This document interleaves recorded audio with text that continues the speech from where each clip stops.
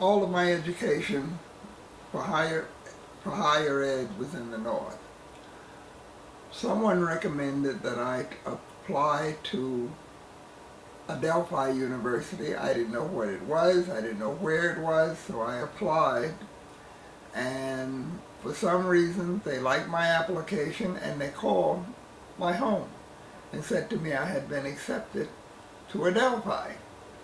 Now, Adelphi was an upper class white school in Garden City, and I remember just going there, and I'm looking at all of these beautiful homes and everything, and going to class was a lot of fun at Adelphi, because usually I was the only one that looked like me in the class.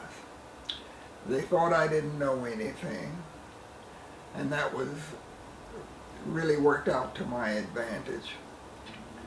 And in class I had an attitude, because being from the South and having been involved in different things to, let's say, advance our cause, they thought it was good that I had that kind of experience and would be a different kind of student. And I would tell my classmates, and they were mostly male, and I would say to them, only 2 people in class is going to talk, and that's going to be the professor and I, and the rest of you are going to shut up and listen. And that was my attitude to get through school. Now, I must admit that you'll never know where help is coming from. And one of my classmates, blue eyes, blonde hair, asked me one day, he says, Les, what were your grades last semester? I said, I got 5 A's. He says, you know, people like you don't pay to go to school. He says, why don't you go to Dr. So-and-so's office, he has office hours this evening, and tell him that you need some money. And so I went by to see the professor, and this is what I said to him. I said, I really love this school, but it's too expensive for my family. I said, it's just prohibitive, and I don't think I can stay here. And he says, we can't let you go. He said, you're a good student and everything. So he pulled the paper out of his desk drawer, and he said, sign this. And I signed it. And what they had given me was half of my tuition money. So I got a refund that summer. And what did I do with that money? I bought a bug. And the kids would call my car Herbie. They said, Herbie, Herbie, when they saw my car. So that was nice to have a bug and everything, but I used to get stopped by the police a lot. And this is what they would tell me. They would say that there was a robbery in the neighborhood, and a black fella we're looking for. And I remember one day I was coming through there, because I had a sticker on my car that says Adelphi University. And when the cops stopped me, I said, I know what it is. There was a burglary in the neighborhood, and a black person had committed this robbery. And he laughed, and he said, go ahead, get back in the car. So I got back in the car and went on to school. Well, it's those kind of things I remember, because they made an impression on me, and had I not come from the South, they would have stood a good chance of running me out of that school. Because I know I had one professor, and he was an Englishman, very strict but fair. And I had asked someone, I said, who's very fair, but they're very strict? So he told me Dr. Finley. And Dr. Finley taught comparative religion. So I said, I'll sign up for that class. And I signed up for that class. And I signed up like 2 weeks later. And I dropped one of my classes to take his class. And I remember when I went to his class, he says, young man, you missed 2 of my lectures, and I don't think that you can make it in my class. However, you just have a seat. So I had a seat.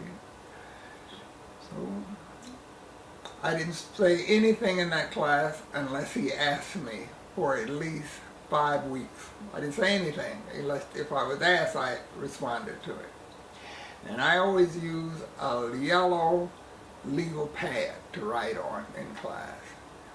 And I came in one day and took my seat, had a satchel full of books with me, and proceeded, as soon as the class started, I held my hand up and he called on me, and I proceeded to run down his lectures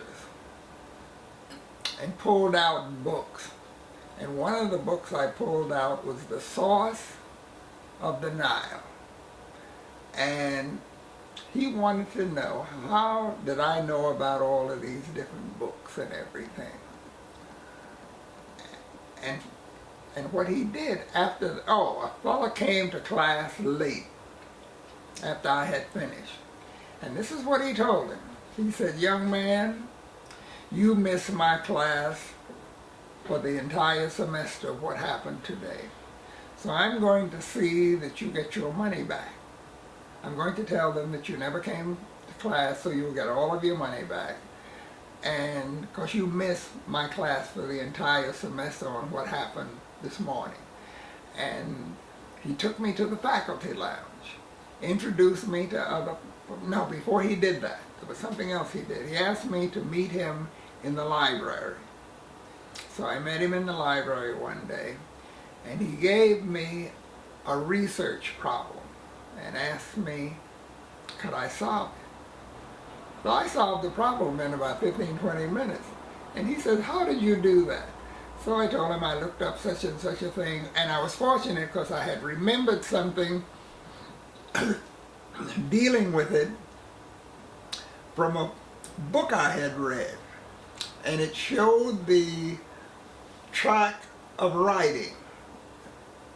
And I remembered that map. And that was a great assistance to me in finding the answer to it. And then he took me, after that, he took me to the faculty lounge and introduced me to his friends. And all I can say is this. I don't know what they taught us in the South, but many of us who came from through that Seventh-day Adventist school became licensed professionals because we were well prepared. I didn't have any trouble at all in that school. Now that was not the only thing. One must give credit where credit is due. I had ran into another bookstore, and this bookstore was ran by a man whom had come from the Soviet Union. And I was doing business with him, purchasing books from him and everything. And we got to really know each other. He helped me. He would ask me what was I studying, and he would say, "Read this book, read that book." And these books were coming from places like Czechoslovakia, Soviet Union, and all these books. I'm reading these books, and I would go to class, and I had all this information. I don't care, even if it was a math class, he would give me books on math.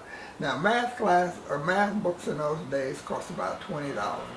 I was buying math books from the Soviet Union for $4. That's how much I was paying for the books. And I was able to do my homework, but I was lazy sometimes.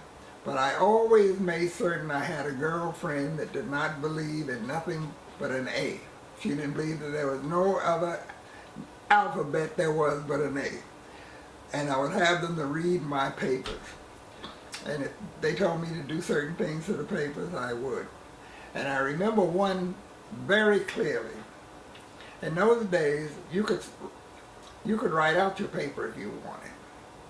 And one day I was going to hand this paper in, and she says to me, "Les, are you going to hand that?" I said, "I'm going to hand this." She says, "Don't do that."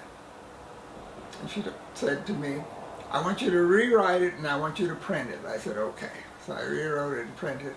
I still have that paper till the day because I got an A- on that paper. So you see, all of these things help you. Now that bookstore, he was not only had a bookstore, he was a book distributor from all over the world. And he had a son. He owned the building that his business was in. His wife played the piano beautifully. His son liked to sit out there in the park. His business was on 13th Street. He had moved from another place, and he bought the building on 13th Street, right off of 6th Avenue. And his son liked to go down to the park at NYU, play chess, and stay high. That's all his son liked to do. And when I would come around and his son would see me, we would talk and things of that sort. Now his son was a little afraid of me, because one day I said something to him. I said, listen, I'll punch you out in your mouth. You're not talking to your father now, you're talking to me, and you're beside yourself. So we became friends. And when he heard I was around, he would always come in and talk with me. And it just goes to show you how such a prominent man, now he did not live extravagantly, I'm certain he had quite a bit of money and everything, but this man treated me as if I was one of his family. He would give me a box of books, literally, and say to me, when you get the money, you pay me for these books. Just pay me, that's all.